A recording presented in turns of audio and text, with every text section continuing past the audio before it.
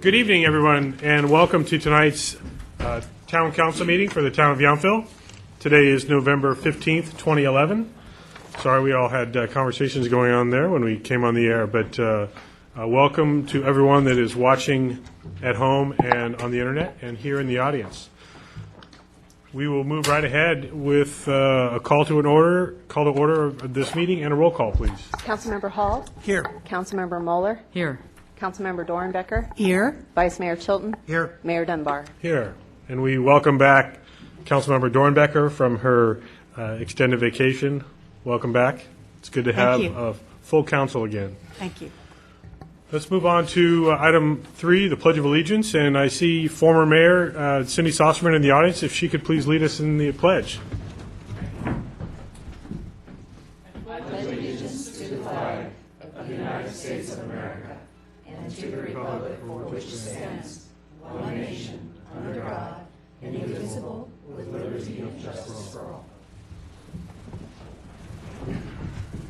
Thank you very much.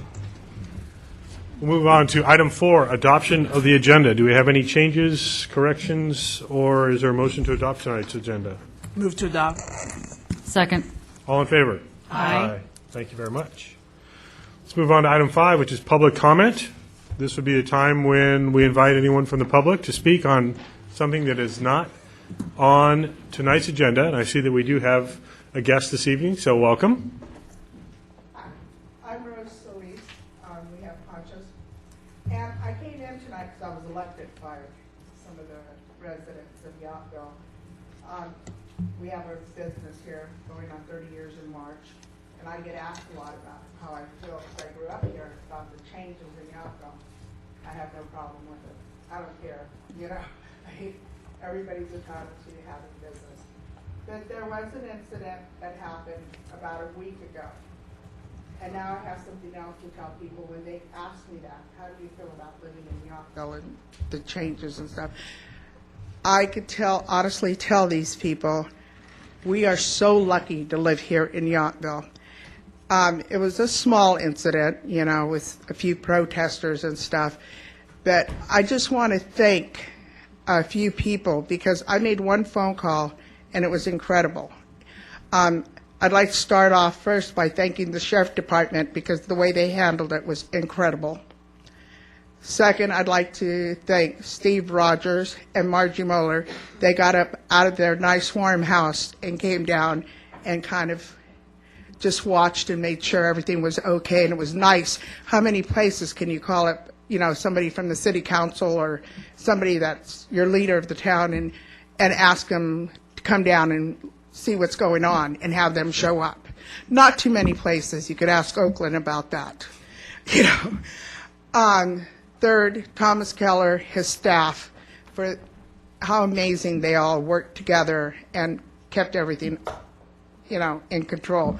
So I want to take my hat off to all of you, actually, and thank you for letting us have such a safe town and for being there when we make phone calls in the middle of the night or something and somebody will show. So that's what I want to do. I'm hoping I didn't miss anybody, but I do want to thank you.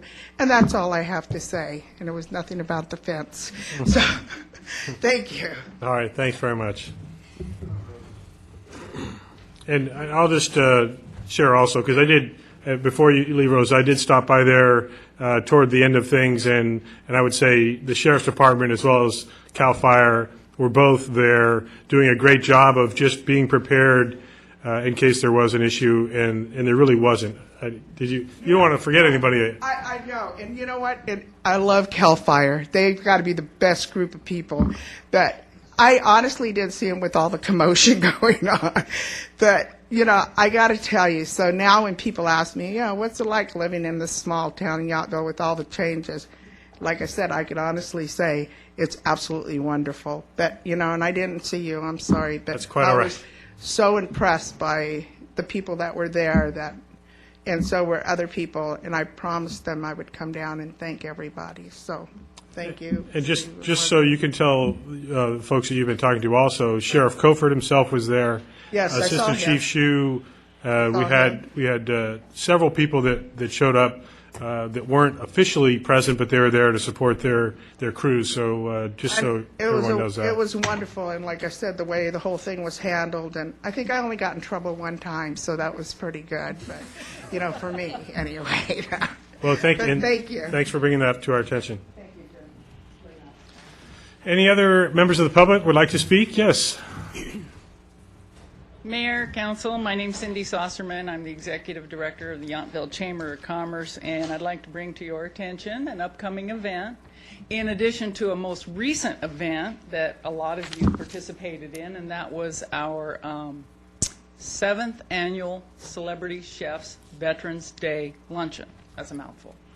But I'd just like to say thank you to the council and to the staff that participated, helped out with that event, volunteered. It went off without a hitch. Very successful, wonderful meal, and I know the veterans really appreciated it and appreciated your help. But next week we have another event, our 23rd Annual Festival of Lights. It's Friday, the 25th, from 2 to 6 p.m. It's the event that kicks off the holidays and our shopping season for our retailers. There will be gourmet food and wine, holiday entertainment. Santa will be there. Carriage rides from 6 to 9 p.m. Shopping until 7 p.m. CAL FIRE will be there with their Napa County toy drive, so bring a toy and get a free beverage. Of course, admission is free. We have a celebrity MC this year, Don Sanchez from Channel 7 News, Arts and Entertainment. And I'd just like to say thank you to all of our sponsors. We've got some great sponsors. Of course, the town of Yountville, KVYN, KVON, the Bardessono, PG&E, and Upstage Productions, along with a number of other sponsors. So we do hope you'll be able to participate, to check it out. And we need about 60 volunteers. We currently have about 30, so if you know anyone who's interested in volunteering a couple of hours next Friday, we'd love to have your help. Just give us a call at the Visitor Information Center or email us. Call Aaron at 944-0904. Thank you. And the email address? Email would be aaron@yountville.com or info@yountville.com. Thanks. Great. Thanks very much. Yes, and the town does have a few special additions to this year's Festival of Lights and the Winterfest, so we're all looking forward to that. Any other comments from the public? Seeing none, we'll move right along then to the consent calendar. Item 6 on the agenda. Is there a motion or any discussion about the consent calendar this evening? Motion to approve? Second? All in favor? Aye. That is unanimous. Thank you very much. Move right along to item 7, the first of our 2 presentations this evening, and we have Ed Warren here representing the Allied Council at the California Veterans Home in Yountville. And I'd like to welcome Ed up to the podium. Such fun playing with these things. That's right. And you might still need to raise that microphone just a touch also. Thanks. I'm here tonight. Ed Olson is recovering from a second effort to repair his hip, and he's in the Holderman tonight, just back from Queens. And I want to just echo Ms. Alserman's remarks about the dinner on the 9th.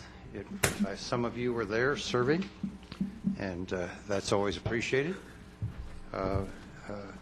And it was a special treat. We always enjoy that.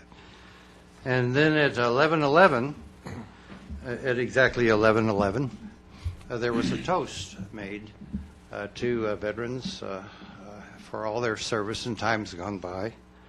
That was a special thing during the Veterans Week, because we had not just the special dinner on the 9th, but that was on the 11th, and there was a tree planting that morning. The mayor was there, and There were 6 trees planted, one for each war that has occurred since the war to end all wars didn't. And so hopefully we won't have to plant any more trees. Because at the home, we pay special attention to honoring the warriors, but some of us still have difficulties honoring the wars, all the wars that have occurred. Some of them seem necessary, some of them don't seem that way. The Napa Film Festival was there as sort of the final event on Friday and Saturday. There were a whole, I don't know if any of you saw any of them, but there were a whole series of films about different Afghanistan and Iraq, and I didn't get to. My wife did, and she was very impressed with the efforts there, and I hope the Napa Film Festival was great. I went to an event at the end of it, and hopefully that will be something that will be reoccurring in our community. I want to make a note that we have not had a chance to follow up at the home, but the presentation last week about the network, I believe, is something that can help us tie both the home and the east and west together. And I hope at some point down the road to sit down with Steve and try to get that guy to come back and sit down with a group of people at the home and talk about how we might be able to do that. Because the kinds of things that the veterans are interested in may not be the same as the mother with preschool children, but I'm sure there are some similarities. I wanted to announce that our hostess house, which is most resembling a 1950s motel, has just been revamped. Everything inside it's new. There's still a couple of small things that aren't there, but we will continue to try to make sure that that's available so that people who have visitors to come and visit them at the home, and it is intended for that. It's not intended for the general public, but it's intended for people at the home who have people to come and visit them, whether they're in the hospital or not. And that has opened again. And lastly, I would just mention that the Ally Council has, I guess 2 months ago formed, and we are getting ready to try to figure out either jump over the river or stop trying to talk about all the things there that have been closing. There's been a whole lot of things closing there at the home. The picnic areas, RV parks, the hobby shops, and then we don't have the cafe open yet either. So and all these things used to be run something called post-fund enterprises that has an uncertain sort of quality to it, so they have decided to not continue that structure. But all these things relate to the quality of life, things that are traditionally provided for free, and every person there participates in something different.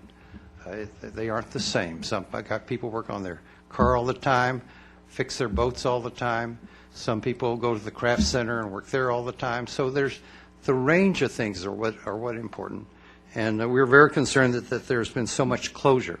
And so we're trying to convince the administration that the members who we feel have great talents still could be helpful in making those things work. I'd be glad to answer any questions if you have any. Thank you for allowing me to be here, and we look forward to this continued interaction because we welcome all of you who come to visit us periodically. Thank you. Are there any? There is one other thing I would like to mention at the next Ally Council meeting. We will have several legislators there. Both Senator Evans and our new Senator Walk will be there. I'm not sure about Yamada. She may be there as well, but I know that both the senators will be there, and we hope to figure out some special recognition for Senator Evans, who was helpful to us in getting SB 10 passed. Will that be December 14th? Yes, it will be, and we'll figure some sort of way of recognizing her good efforts. Are there any questions from the council?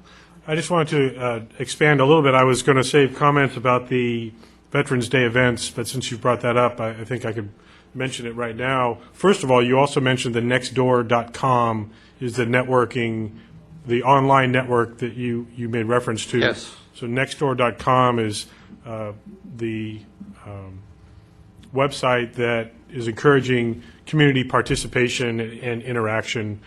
So we're encouraging people to give that a look and see if it's something that they'd be interested in signing up for.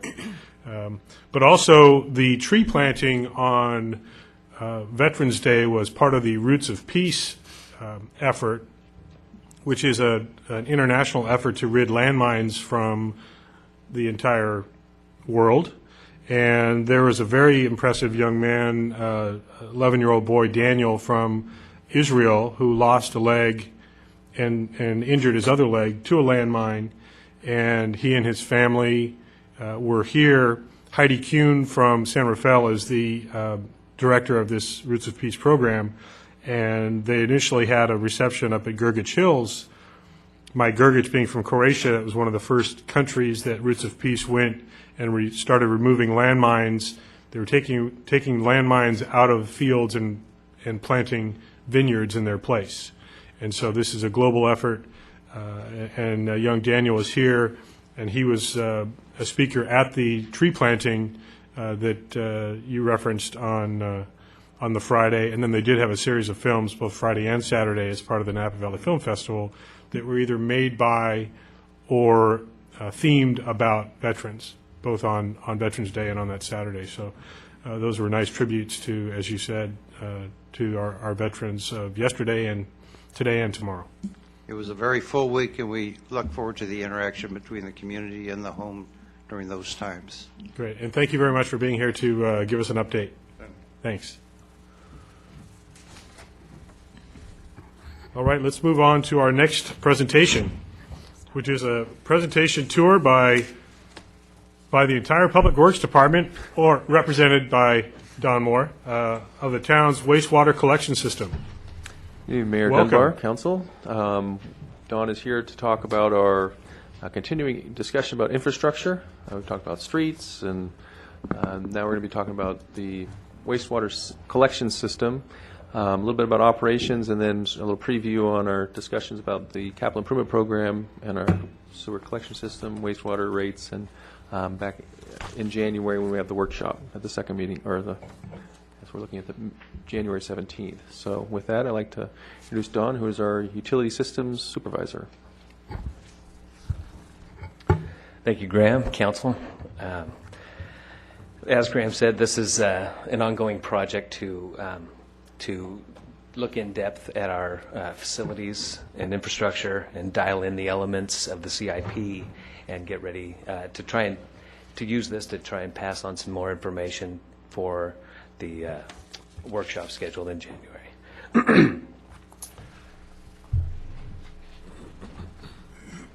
So I placed this slide. I'd like to talk about a couple of the other things that make up the wastewater system. I was going to talk about the wastewater treatment plant and very minimal about the recycled water system. Mainly, I wanted to touch on the fact that we've been recycling water since 1977 here in town.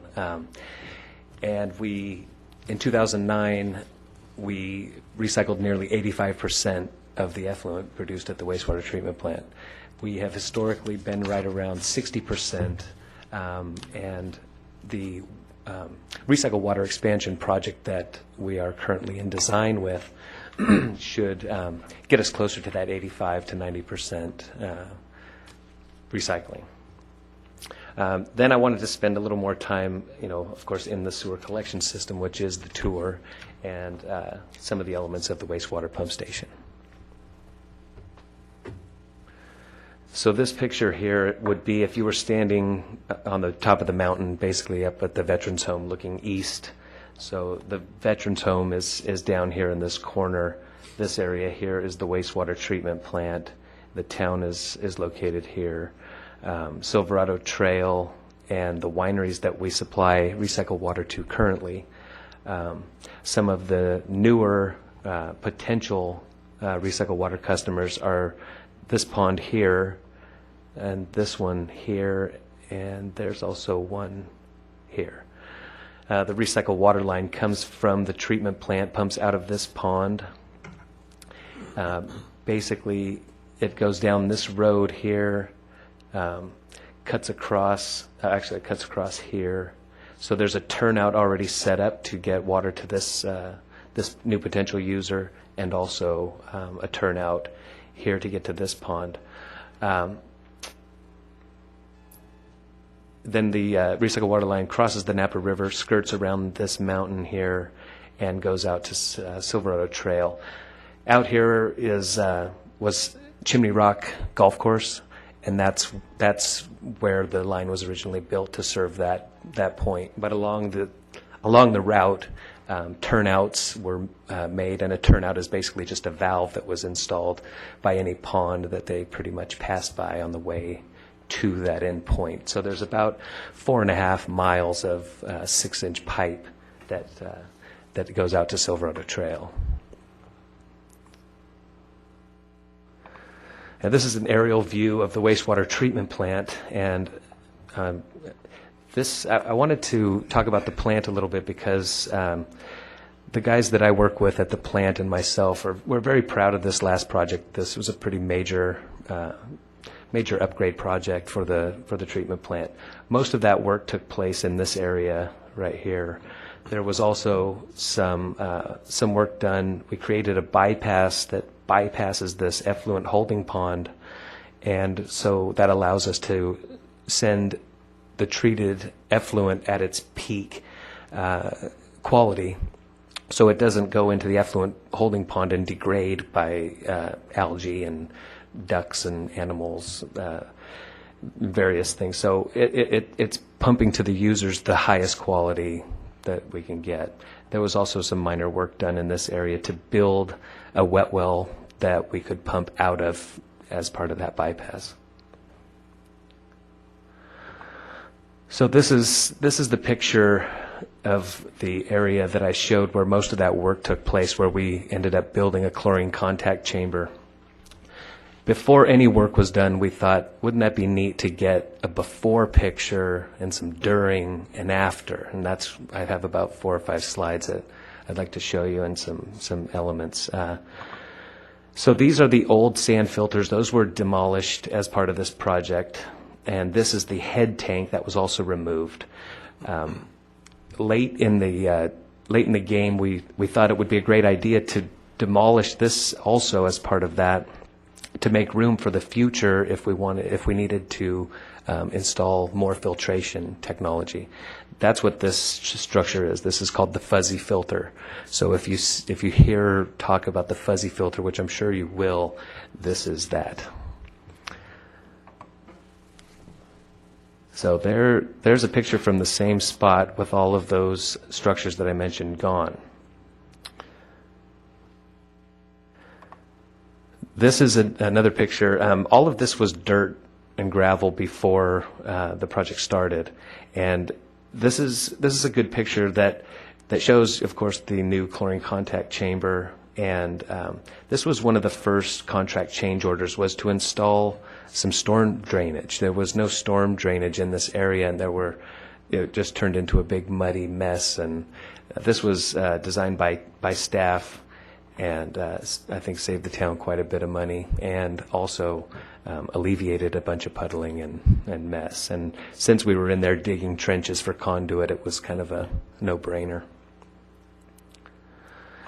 This picture is relatively the same picture with the handrails installed on the chlorine contact chamber, but one significant difference is this wood framing here is we had to replace these pumps that are in this area, and we wanted to put in submersible pumps, which the motor and the electronics are all above ground with the old pumps. These new submersibles would be set underwater and do the work, but that would also entail a valve vault to fully get all of the appurtenances underground. Would take these would require a valve vault, and so we got that done while the ground was open, so we wouldn't have to come back and cut the asphalt and redig, and so we got that all done at the same time. We also replaced the the fuel station for the town vehicles and the fleet at that time. And so it ended up being a really clean, finished project. So this is with the valve vault complete, and after the paving was done at the project, with the project, after everything was painted and cleaned up. So here are those pumps that I mentioned we would remove. And then here's what it looks like today. This is right after the slurry seal project that was recently completed. And so all of those pumps and motors and the electronics all went basically down below grade here. So it was just it's a nice clean look, and all the electrical, the controls, and the knife blade cutoffs to cut power off all moved over to the new chlorine contact chamber. I just wanted to kind of touch on that. The guys asked me, hey, are you going to tell them about what we did? And I really wanted to do that. They're very proud, and I'm very proud of the staff that I work with. And that staff is Jeffrey White. He's the newest employee to the utilities division. Terry Moylan has been with the town for about 25 years now. And Samuel Chesbro has been with the town for just under 30 years and is retiring the end of this year. And my thanks to them. They work really hard to see these projects through. So, to the collection system. This is a map of our collection system. It's comprised of about 8.5 miles of pipeline, ranging from 6-inch to 12-inch pipe. We have 634 residential and 76 commercial customers. Some of the things that we try to do through the CIP is reduce the inflow and infiltration into the system. You'll hear I&I, or inflow, infiltration. Inflow is the direct entry of water into the sewer system through downspouts, storm drains, things like that. Those are illegal connections, and we try to find those and eliminate them. Infiltration is the entrance through cracks in the pipes or offset joints or things like that that occur underground that we really can't see unless we use video equipment to see those problems. We're governed under the, not governed, but the regional board required all municipalities to develop a sewer system management plan, and there are several elements. Starting in 2006, we had to basically implement the first 3, and then every year after, another 3 or 4 elements would be implemented. So a couple of things we need to do in the future here is to maintain and improve the wastewater pump station. There have been several upgrades over the years, and it's just time to look at the wastewater pump station again. It's a critical piece to the wastewater collection system, probably the most critical. If the pumps go down, we're in trouble. And also replacing sewer pipes, as I'll show you some ways that we can fix the pipes and how we do, but sometimes they're beyond fixing and they need to be replaced. Some elements of the sanitary sewer management plan are the goals, and basically the main goal of the sanitary sewer management plan is to keep the water flowing in the pipes and avoid costly backups and sewer overflows. The organization portion is really just the breakdown of, the organizational chart, if you will, of the council, town manager, and so on. We are developing an overflow emergency response plan, fine-tuning that and dialing that in so that in the event that there is a problem, we can respond accordingly and efficiently. We've also have a fats, oils, and grease program, and Fats, oils, and greases are probably the single biggest problem that collection systems face. So that's another very important thing. With maintenance and public outreach and education, we can reduce the amount of fats, oils, and grease in the system and thereby reduce the chances of overflows. Legal authority is established through our ordinances, various ordinances that are kind of the laws of the sanitary sewer system.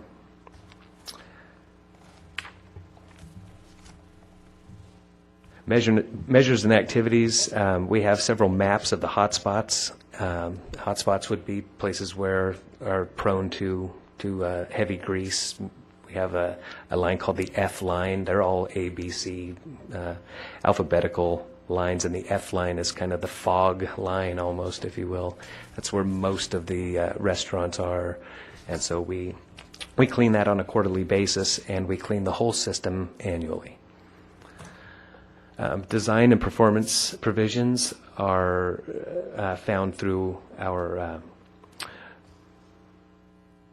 town standards and specifications for construction of sanitary sewers and the associated facilities. Capacity management is kept in check by the adopted general plan, which really indicates slow growth, and through the ordinances and town standards, keeping stormwater out of the system. The monitoring and measurement and program modifications, we're monitoring the effectiveness of each element and improve on the sanitary sewer management plan over time. Also, modifications can be made by mandates from the regional board, of course. The audits, they occur every 2 years, so we're getting ready to go through the whole thing and tighten it up in places and find places where we can be more effective.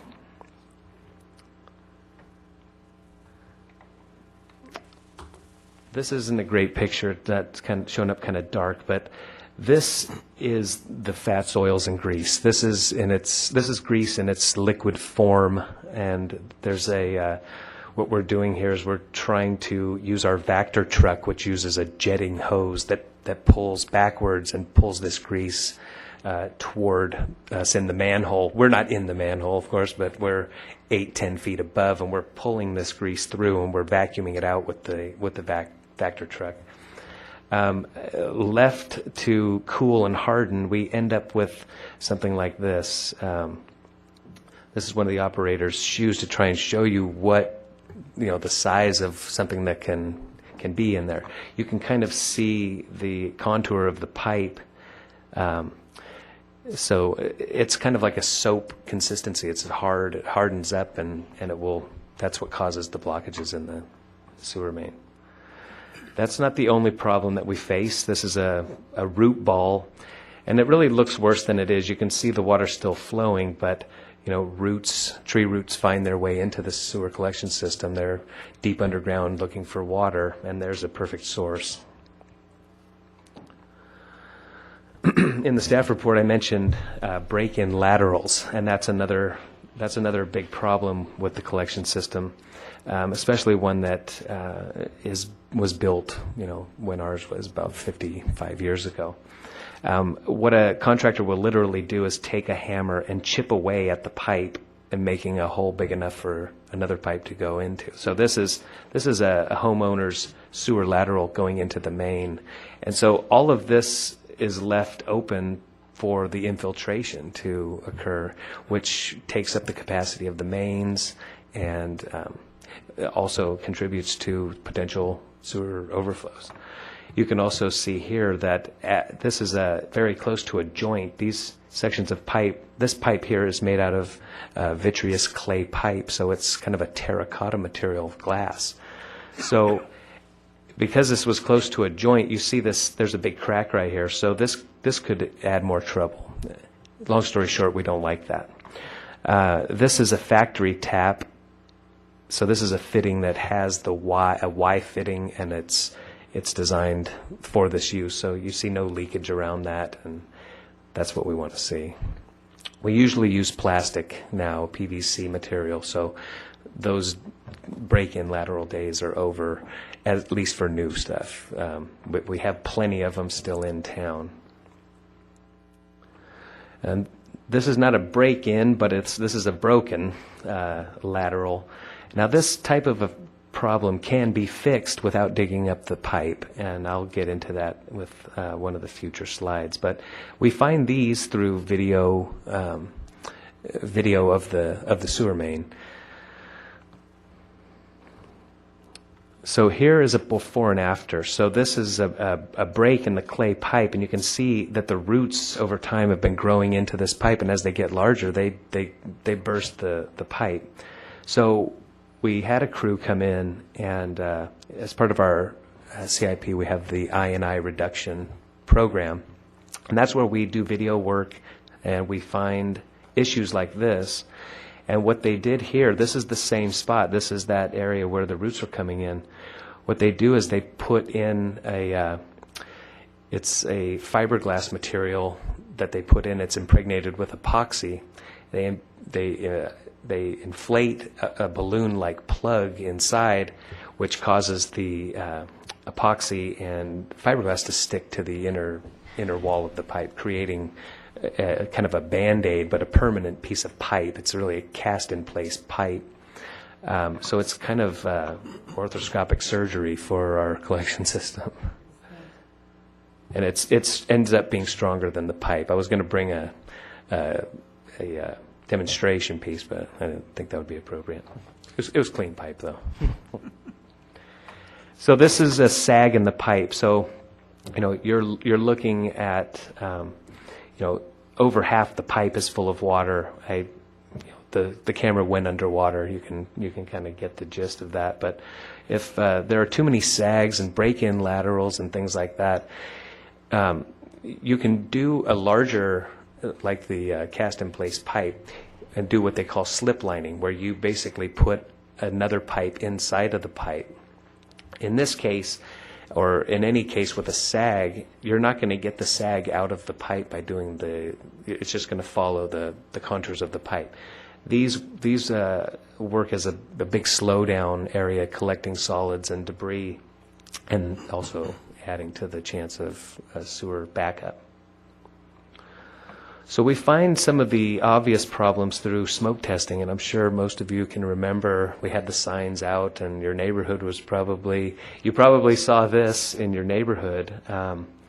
So what we do is we put a blower out in the street, and we introduce a non-toxic smoke material, blow it into the system, and here we find, like this area right here, is a missing cleanout cap. That's what we found mostly when we did the smoke testing this last time. We didn't find any really major problems. It was mostly this kind of minor stuff that we could fix right away. The smoke coming out of the roof is also part of that. That's the soil stacks or the vent stacks for when you use your sink or things like that. So that smoke is going to come out of any hole and problem. So it's a fairly effective way to find when you do have a problem. Here we are out on Washington in California doing some sewer cleaning. This is the Vactor truck that I mentioned. We fill up these tanks here with water, and we use Jeff White here is using the jetter hose, and this big trunk here is a big giant vacuum cleaner that we can pull the things out as it's coming down. Very effective machine for keeping us flowing. Here's a picture of a pipe replacement project. They're getting ready to install a manhole in this area. Commonly, they do what's called a pour-in-place base, and this guy here is creating one of those, and they'll stack various pieces on up to bring it up to grade. The reason I showed this is the finished base before we put we're using a new epoxy material that basically protects the sewer manhole base and walls from sewer gases that are highly corrosive to concrete. And this is the final product. And what we did in this instance was we created a system loop. This is the F line, and it used to flow it used to flow through here and turn and go down this way, under houses, behind, in backyards, so it was completely inaccessible in one of the worst areas in town. What we did a couple years ago was we extended this line to go down Washington Street all the way down to the end of town near the Catholic Church on Land Lane. So we changed it from going down this way, and now it just passes by. So we kept this line intact so that if there's a problem downstream, this water will just back up and go the way it used to. So it's kind of a system safeguard. This wasn't going to happen. This was just going to be a clean out, and the manhole wasn't going to be there. But you can see on the last slide, we didn't have much room to do that, but we had just enough to do it. So some sewer main projects that we have done in the recent past are on Jefferson Street from Madison to Humboldt, which was done in 2008 for a cost of approximately $230,000. Yount Street from Fennell to Hopper Creek was just around $90,000, also in 2008. We did a Mulberry extension as part of the building of the Sheriff's Substation and the Community Center project. Also, the extension of the B line that I mentioned, that I showed you the picture of the manhole from Washington Street to Land Lane. Now, that was 2 projects for a total of approximately $567,000 in 2009. Also, we rerouted a portion of the F line that used to cross under Hopper Creek, and that was a major problem there because that was taking all that liquefied grease and then going under the creek and cooling. There was also a sag, which it was just setting up for real bad stuff right by the creek.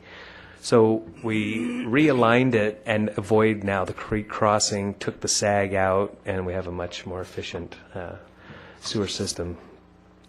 We also did the abandonment and consolidation project on North Washington Street, where we had 2 parallel sewer mains that basically conveyed the wastewater from this side of the street, and one did from this side of the street. One was in terribly bad shape, so we decided to abandon it. It made more sense to abandon it and run the laterals out across the street. We knew that there was concrete that we were going to have to saw cut and get through, and it was a little more than we thought. It was about 3 feet thick, so in some places. So it was not an easy task. So some collection system projects for the future include Madison Street from Washington Street to Yount. That's Madison and Yount, the Yount Street sewer from Hopper Creek to Monroe. These 2 are probably the 2 that are in most need. They have sags, they have roots, they have these break-in laterals. These are ones that would be most cost-effective and beneficial to completely replace. Another project would be to slip line the F line from Champaign Drive to Oak Circle. This sewer main is similar to the one that I said kind of goes behind and under homes. This one goes through the 2 mobile home parks, so it would be nearly impossible to dig up and replace or even reroute that sewer main. So there are some roots and offset joints, but slip lining is a perfect thing for this to keep the integrity of that system. Also, it's time to, like I said, take a look at the Peter J. Bartisono Memorial Pump Station located at the southeast corner of town. This is a picture of the wastewater pump station. The wastewater pump station was converted from being the wastewater treatment plant before 1977. All of the flow from town flowed by gravity to that point, and so it was an obvious decision to turn it into a pump station in 1977 when the town and the Veterans Home basically began to jointly operate the current wastewater treatment plant that treats the wastewater generated by the town residents and the Veterans Home. So a lot of maintenance occurs at the wastewater pump station. Just the inherent things that end up down there, rags and debris and things that can potentially clog up these check valves. We just recently replaced both of them, and this is the reason why. You just can't get in there and get that stuff out, and occasionally you have to replace them. We've just installed a new what's called a bioamp, and this is this kind of creates what happens is this hopper is filled with bacteria in a pellet form, and it drops. It's on a timer here, and it drops 1 cup. This thing turns and drops 1 cup of these dry bugs into this hopper. It spins and adds water, and it incubates these, and we get 30 trillion bacteria that then dump into the wastewater pump station to help us to try and get rid of the grease and try and keep that grease from coming to the plant and blocking the force main that brings it there. So this is a trial basis. We have it dumping into this manhole located right at the wastewater pump station. We have it tying into where the 2 trunk mains, the A line and the F line, tie into the plant. So we're getting good mixing here. This manhole, speaking of collection system and fixing leaks, this manhole was worked on in about 1995, and the whole top cone was taken off, and when they put it back, there was a bunch of broken pieces and parts of this thing. So we had a crew come in here and fully seal it up and do the epoxy lining on it, so now we have a fully sealed manhole. We estimated that we were getting about 350 gallons a minute through all the various holes and gashes in this manhole. That's considerable, especially in the wet season when we're trying to keep up. So this is from that manhole. The wastewater flows into the pump station wet well, where 2 pumps are set up to pump it to the plant. This is one of the check valves that we replaced. Just last year, this year, I'm sorry, we replaced this hoist. This allows us to pull the pumps and replace them ourselves. Before, we had a cable hoist that only went down about halfway. So they used to try to use a chain and pull it halfway and then hold the chain and reset, and it was just a very dangerous setup.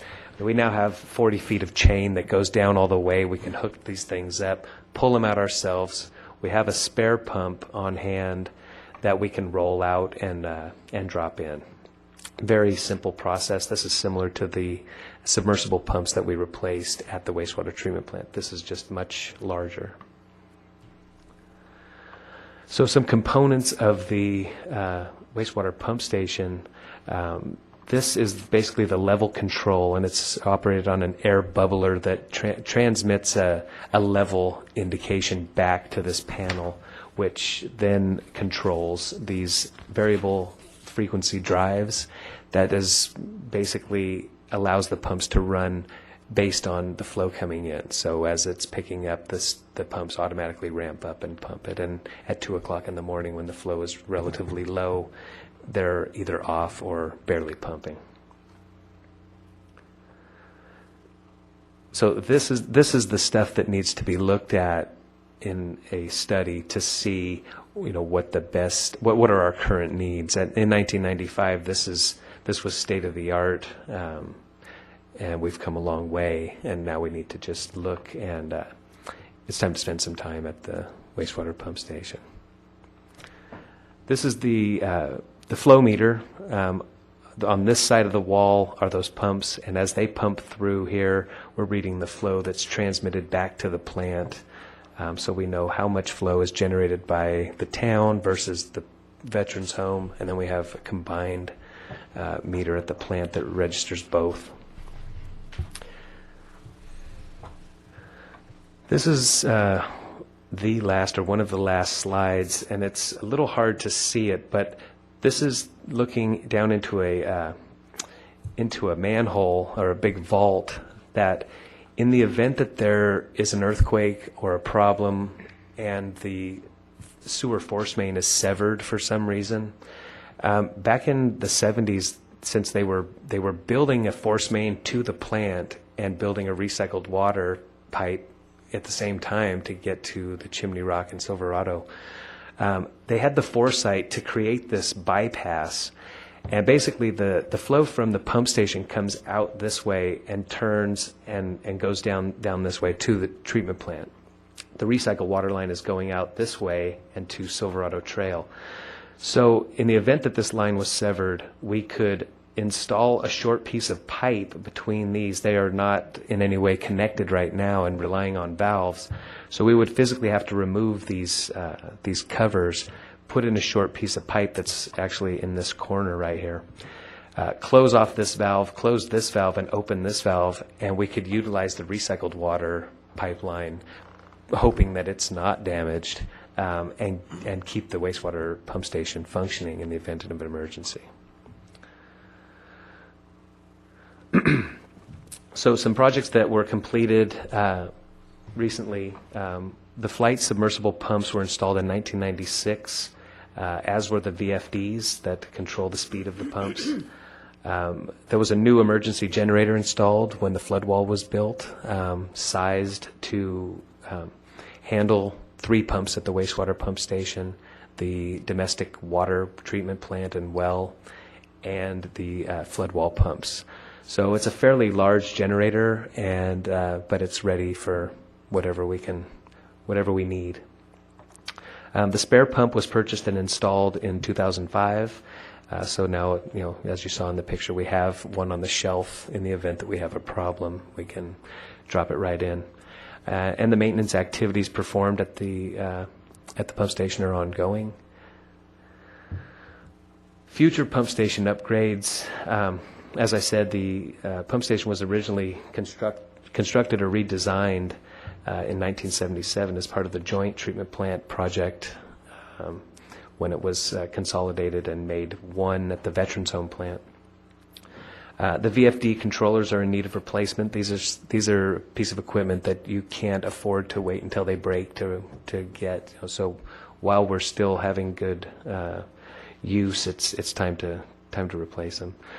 New level control is also should be looked at, as well as the force main, the pumps, and all the piping, as well as the flow meter, to see if at the very least should be replaced and potentially upsized. And that concludes my tour of the exciting wastewater collection system. Thank I you have very much. just a few comments that I want to share and thank Don and Graham. And as I say, this is part of our Infrastructure 101 tour. We will also be putting this information on our website. I do apologize because watching and looking at the sewer system may not be something everybody enjoys, especially if you haven't had dinner yet. But I do want to stress, because what's really important is that you understand what the town staff is doing and how important the infrastructure planning and maintenance, and more importantly, that what we're doing now and involving is showing what the expense are. I've had a lot of people come to me and say, oh, it's just a little town. Surely it's not too sophisticated. You don't need to do a whole lot with it. The answer's wrong. We are under the same compliance requirements for the operation of our water and wastewater utilities as are all of the largest water and wastewater system purveyors. When you think of East Bay Mud, they're managed and regulated by the same regulatory agency that regulates us. The only difference is economy of scale. We have a very small customer base to distribute that, but our staff has to be prepared, has to work, and unfortunately, our ratepayers have to be prepared to pay for and maintain the system in a way that the regulating agencies determine appropriate. So as you can see, part of this is to share with you and our community where our ratepayer revenue has gone, also to show you what our current structure is, and the fact that we have a long-range plan that we're working on 5 and 10 years out, and we'll be part of that. So again, I really do want to thank Graham, Don, Jeff, Sam, and Terry and our public works staff. It's something that a lot of people take for granted, and let's just be honest about that. Most people really don't care about the sewer system unless it's a problem that affects them. And for most people, as long as they flush the toilet and it goes down the drain, they're happy. And the reality is it's a fairly involved system that requires a whole lot, and our team does a lot. And you've all asked us to provide more information, and that's part of our effort. So with that, unless you have more questions, staff's here, and like I say, we will be making good use of this presentation to try to make sure that we can make it an educational piece for the community. And you've pretty much covered all of the initial comments I was going to make. I was going to still invite council to ask any questions you might have of either Graham or Don, and I'd also like to invite the public to comment or ask questions. So are there any questions? I have just a couple. Hall, yes. Thank you. And that was very informative. Thank you. Just a couple quick questions. So I know that you mentioned that in 2009 there was 85% of the wastewater was effectively reclaimed. I'll use that terminology. Is probably wrong, but you can correct me. There's got to be a relative level that is non-reclaimable. Can you speculate what that is? I mean, first of all, 85% is extremely high, I would assume. In fact, I'm sure it is. But what is that amount that cannot be reclaimed? Well, it's not that the water can't be reclaimed.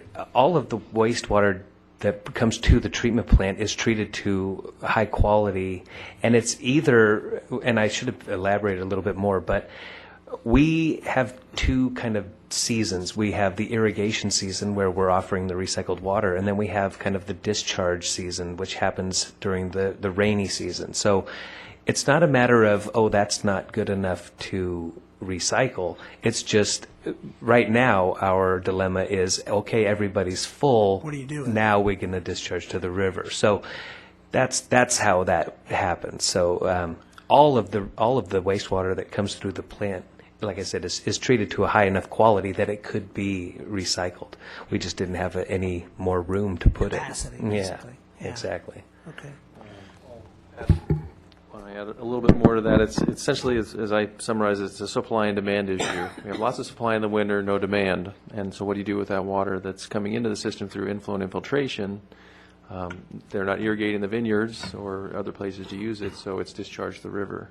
So that's one of the things we're looking at with the recycled water study. The feasibility study is going on right now is, are there more users out there that have storage where we can take that recycled water? And so that's essentially the crux of this 3-year project that we're working on right now. One other question, and it was, I mean, I'm impressed to see, because in so many things it seems like we don't have a contingency plan, and it appears that we have like a 6-inch piece of pipe already, in place, ready if we have to do that.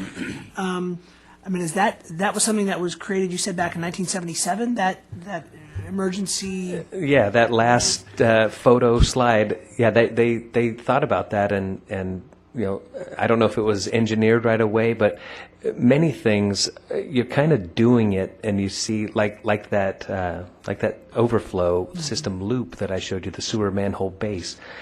I had this idea that could work, and then we found, well, we've got AT&T, and we've got power, and we've got a water line over here, and there's not enough room. But you measure it off, and you say, well, look at the way the pipes are going, and I think that's what they did in 1977.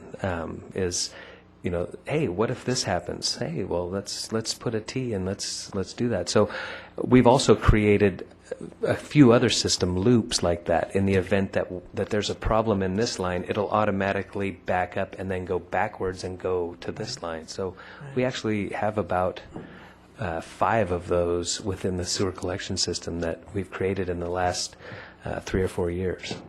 Well, that's great. I look forward to setting up an opportunity to take a tour of the JTP. I know that Steve's been working on that. Yeah, we'd love to have you. Calendars together, so soon. Thank you. Any other questions from council? Yes, Councilmember Dornbecker. Yes, Don, I was wondering, by the way, thank you, that was very informative, maybe a little hard to look at occasionally, but very informative. And my question is, ultimately, for example, in the F-line, if you suck out all of the grease matter and then you let it solidify, ultimately, where does that get disposed of? That goes back to the treatment plant and is processed and basically discarded appropriately. We have some sludge lagoons that we waste to, and then that material all dries out and is brought to the landfill. Then we have other places to put this grease and that stuff that is disposed of also properly at the landfill. I see. And one thing I really want to stress, and I think this is a great opportunity, we're launching a lot of our FOG program, and our primary emphasis right now is education and training with our restaurant community.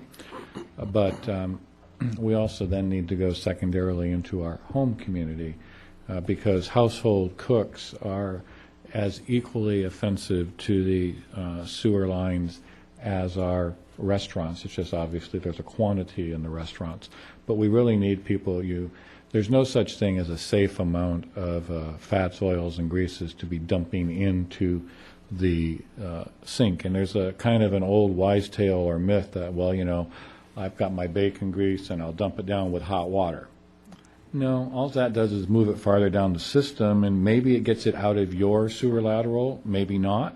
But when it builds up, and you saw some pictures, and if it builds up on your side of the line, that backup's going to be into your house, and it's the homeowner's responsibility. But there's really no good fog once it's put into the system. As Don was saying, we got to suck it out, and that's a major maintenance expense and cost, and then it has to be treated and disposed of. So the best thing to do is prevent it from being put in, and in the case of what I talked about, you fried up your bacon, use a solid piece of paper towel, and then put it in the garbage. And that'll be a secondary phase, and anticipate in about 2 years we will have a more significant homeowner campaign with better information and maybe some helpful products to help homeowners keep fats, oils, and grease out of the sewer system. Well, I know that we've had a pretty positive response from our restaurant industry. They realize, just like the scenario that you just pointed out, they can't afford to have that problem occur on their property either. So I do want to invite anyone from the public to either comment or ask a question if he or she would like to. Yes, please, Mr. Warren.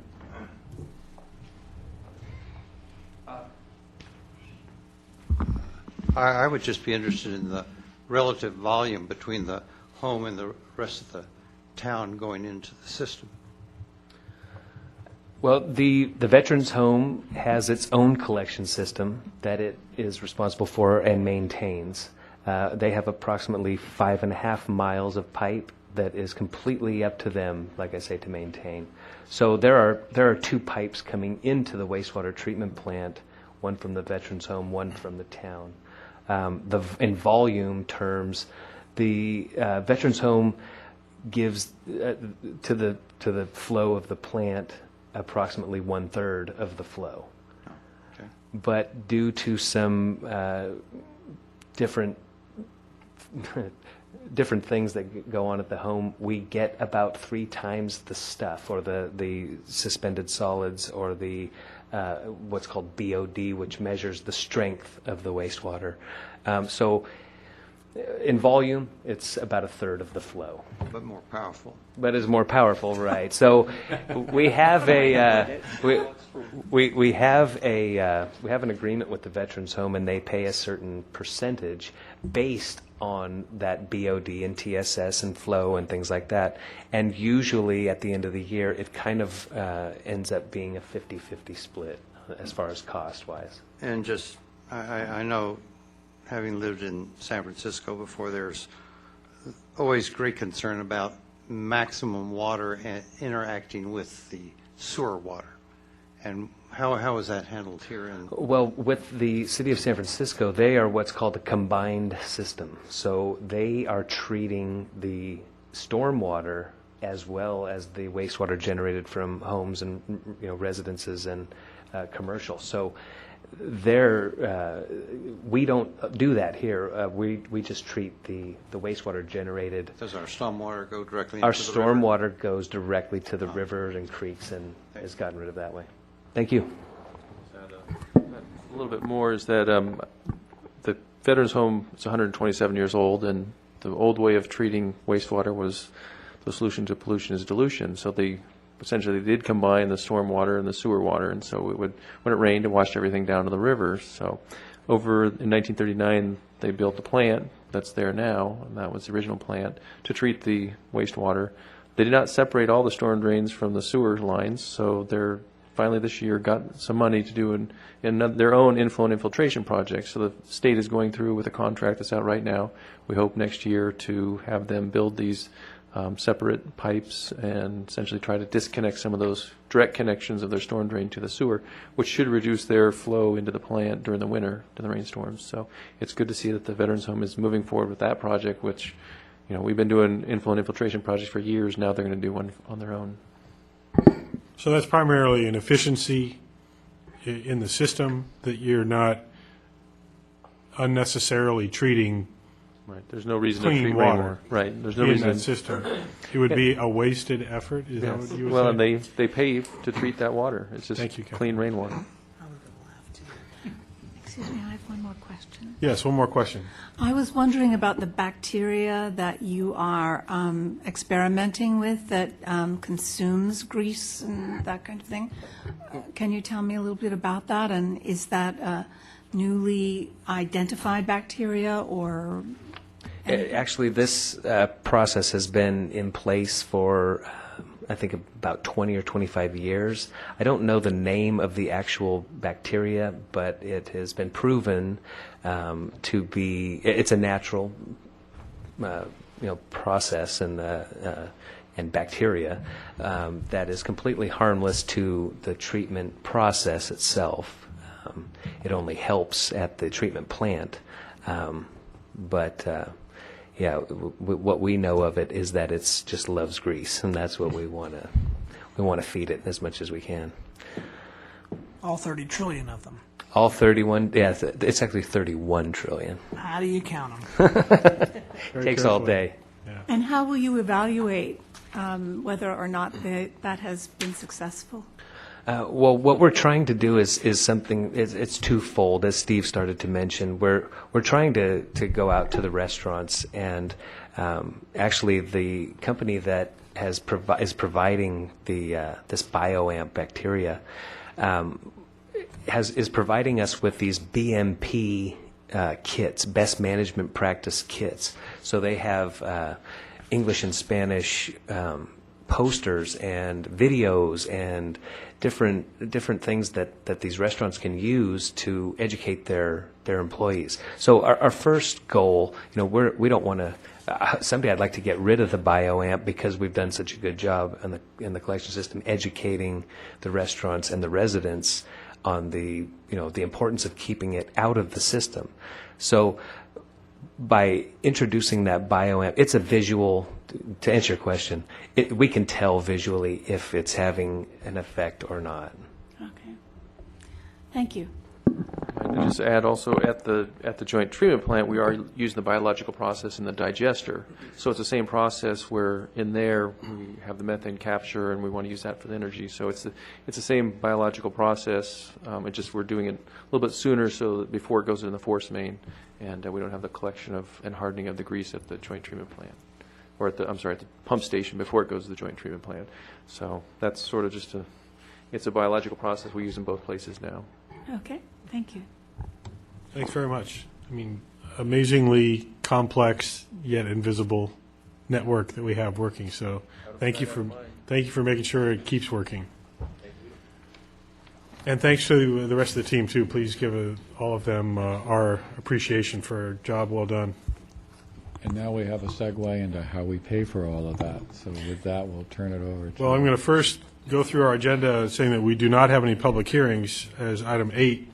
So I will move on to item 9, administrative and regular items, waste and wastewater utility enterprise funds, a consideration for the adoption of a resolution approving interfund loan for water and wastewater utility enterprise funds. And I know that we have a staff report. Yes. Mayor, Council, during the development of the 2011-12 budget, staff presented and Council approved the concept of 2 interfund loans for the utility enterprise funds. The water and wastewater funds continue to experience cash flow issues, and the loans are intended to provide the needed operating cash flow while we phase in the utility rate increases over the next several years. So staff have been monitoring the cash flows of the utility enterprise funds, and we wanted to determine the timing of the loans and our repayment schedule and our recommended interest rate for these loans. We didn't want to borrow the money before we really needed it, and it's pretty clear that we do need to do these loans. So each loan is for $220,000, and that is what we included in our budget. And we are recommending a 4-year repayment schedule, and we're almost 1 year into the rate increases, so it kind of times it out with the end of our adopted rate schedule. We're recommending for the water operating fund that the loan come from the drought reserve. And for the wastewater operating fund, we're recommending that the loan be made from the town's capital projects fund.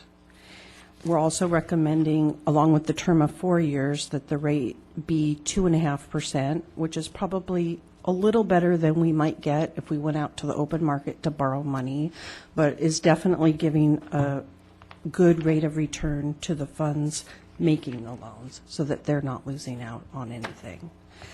And that's really the summary of the loans, and we do, as you said, have a resolution approving the terms along with the amortization schedules showing the repayments. And I'm happy to answer any questions you may have. Great, thank you very much. Questions about the report? Yes, Councilmember Hall. So, just want to follow up on your statement, a good rate of return at 2.5%. That's relative to where we would normally invest these funds, and is it the LAIF? Yes. Okay. That's Yes. Could you just explain that to me very quickly? What's the differential, or Pardon? what's the current LAIF rate? It's less than 0.5%. Okay, so this is 500 Yes. or 5x better than what we would get. So Yes. doing to ourselves, we're getting a better rate of return from our. Yes. Okay, let's make that clear. Okay, thank you. Any other questions about the report? No, I welcome any members of the public. If you have any questions about the report, now would be the time to ask. No? If not, I'll return to the council and ask for discussion and possible action. Are there any specific comments? Councilmember Mueller? I think that this is exactly where we should be borrowing the money. I know we talked about this pretty extensively, but we didn't have to make that decision at the time we increased the rates for the water and sewer. So it seems very reasonable to me, and I support it. Thank you. Councilmember Hall? Yeah, I would echo that as well. I mean, this is exactly what we discussed during the planning process. It's good to see that we've come full circle and we're actually going to be implementing this, and I'm fully in support of it. Councilmember Dornbeck? I agree. And Vice Mayor? I also agree. We have had fairly extensive conversations about this already, and this is really just a matter of making it happen. So thank you again, though, Kathleen, for the clear and concise reminder and explanation in case anybody did miss our previous conversations. With that, I'll invite a potential action by council. I'll make a motion to approve resolution number 2999-11, approving the interfund loans for water and wastewater utility enterprise funds. I'll second. All in favor? Aye. Thank you all very much. That is adopted. And thank you, Kathleen. Let's move on now to staff informational reports. And I know the town clerk has a couple of things that she would like to bring to our attention. Yes, thank you, Mayor. I wanted to let the public know that the town has several recruitments going on currently. We have a Yountville representative for our Napa County Arts and Culture Commission, and the deadline to file for that is November 18th for a review date, and that's open until filled. We have a Yountville representative position open on the Napa County Mosquito Abatement District, and the deadline to file for that is November 29th. And then more recently is a notice of vacancy for our local Parks and Community Services Commission, which is 3 voting members and 1 high school non-voting member. And the deadline to file for that is November 23rd. And depending on applications, we may change that to open until close. So people can either contact Town Hall for applications or go to our website under Boards and Commissions and print the application and notice. Great, thank you very much for that update. Hopefully, we'll get some folks that are interested and available to participate. Mr. Mayor? Yes. With the council recess, we may start the sidewalk and traffic calming project and the park paths project before our next meeting. So I just want to mention to the public that those are probably going to be moving forward to construction, weather permitting. Okay, we will be meeting on the 6th, I believe, of December, but just in case it's getting going before that, or as a reminder, it's always nice to keep the town aware. That'll be a fairly visible project or projects moving forward. So, other staff reports? No? Seeing none. Let's move on to item 11, which is council member reports. I'll just very quickly go through what was a very quick flood control and waste and water conservation district meeting today. We received another update of the the Napa flood control project. There has been significant construction done on the bypass system and the culverts that have been built. They have returned some parking. They are going to return more parking soon. Unfortunately, in one of the projects, the Napa Creek project, they found an underground oil storage tank that nobody knew about. So that cleanup and resurfacing of that parking lot area has been delayed, hopefully not more than a matter of a few weeks. And that's really all that we touched on today. It was a fairly brief meeting. So are there other council reports? I believe Councilmember Mueller mentioned that there was a kind of a continuation of some of our waste management. Yeah, we've, as I've just mentioned, and every time that we meet, we've been having ongoing study sessions on numerous issues that the board is talking about, and there will be a waste management issue that's going to be on the council agenda for the December 6th meeting. So I'm just going to reserve all my comments, and I'll give you additional information and summary of all that discussion at that time. Okay, thank you. Any other any meetings in France that you need to report on? No? Okay, then do we have comments from council? Anybody have any comments? Or Councilmember Dornbecker? I would just like to encourage everyone to come out and help out with the Festival of Lights. It's always a wonderful day, and we do need some additional volunteers this year. So please come out and help out, and my husband and I will be out there. Don't tell him that yet. I think he knows. Well, then I'll just touch on a few things, either recently passed or upcoming. I did want to thank everyone involved with the Napa Valley Film Festival, especially the volunteers. They had 499. I'm sure there was a reason they didn't want 500. Maybe that's when they had to start paying people. But an amazing group of volunteers that helped put that whole four-day event together. Yountville was very well represented and was really highlighted as part of this, and I think we shined quite nicely. So kudos to Mark and Brenda Lormer, their paid staff and their volunteer staff. It was really very well received by industry, visitors to our community, and the general public. I also wanted to mention we have a few holiday events coming up. The Festival of Lights has been mentioned, but we also have Breakfast with Santa coming up on Sunday, December 4th, which will be at the community center. Friends and family are invited for breakfast of pancakes and sausage with juice, coffee from 8 to 10 a.m.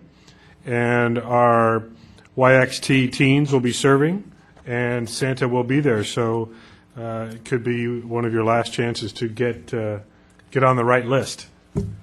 And let's see, that will be $7 for adults 12 and over, and $5 for kids under that.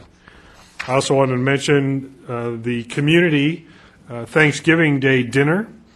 There will be 2 seatings on November 24th, Thursday, at the community hall, and those times will be 1 o'clock and 2:30, and they have a maximum of 150 people each, so they are concerned that people make their reservations for that dinner. There are 2 seatings instead of 3, This year, there's been a consolidation of folks that are putting this event on, so they need to try to consolidate the operation a little bit. And the meal is prepared by the Vintage Estate Culinary Team, and they have also donated significant staff from Villaggio, Vintage Inn, and the V Marketplace, and our native daughters of the Golden West and the native sons of the Golden West, the Kiwanis Club of Yountville, Focus, and the town of Yountville are all partnering on that Thanksgiving Day meal. Also, just as a heads up, we do meet once before this, but our town tree lighting will be December 8th. That's a Thursday evening. And I did also want to mention, coming up this Thursday, our Parks and Community Services Commission is meeting, and that is going to happen at 6 p.m. right here in this room. Some of the items on their agenda include reviewing a design of a park and memorial bench, updates on use of chemicals on town property, the use of gas blowers on town property, path lighting, and a request they're going to potentially not meet in December. So this would be a chance for you to come and share your comments and hear what the Parks and Community Services Commission is doing. Then the last thing I did want to mention again, it was a great turnout at the Veterans Day, the pre-Veterans Day Celebrity Chef Luncheon that is put on by the Chamber of Commerce. We had great representation from town staff, the council, and I think it was over 60 other volunteers from all around Yountville and the surrounding areas. We had an amazing lineup of chefs that were all there, and did 2 seatings in the dining commons as well as the 3 annexes. It was really, it always is a very special way that we can give back to our neighbors that live at the Veterans Home. So I wanted to just mention that once again. Any other comments? I think we may have covered it all. Okay, let's move on then to future agenda items. We are going to be talking, as Councilmember Moeller has been paying attention, Community Cleanup Day options. We're going to hear about some of those ideas. Town Hall seismic retrofit, and Napa County Mosquito Abatement District representative. Hopefully we'll see some applications come in so we can have some interviews and potentially some appointments here coming up very soon. Anything else before we get to closed session? And I am sure we need to have a closed session, or else Andrew would not be here. So we will be adjourning after closed session. Is there any anticipated action in closed session? No action will be taken on. No, there is not. So you're welcome to stay tuned. We will be back to formally close the meeting, but we will be meeting only one time in December. That's December 6th at 6 o'clock here, usual time and place. So with that, if you don't come back at the very end, certainly enjoy a wonderful Thanksgiving weekend and participate, please, in the Festival of Lights. So with that, we'll move into closed session.